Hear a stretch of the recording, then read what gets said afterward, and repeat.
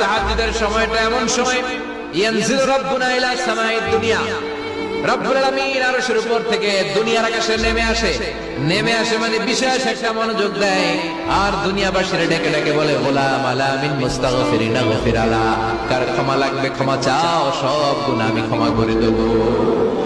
আলা মিন মুস্তারজিকিন আরজুকালা, কার কি লাগবে আমার কাছে চাও, সব আমি দিয়ে দেব। আল্লাহু আকবার।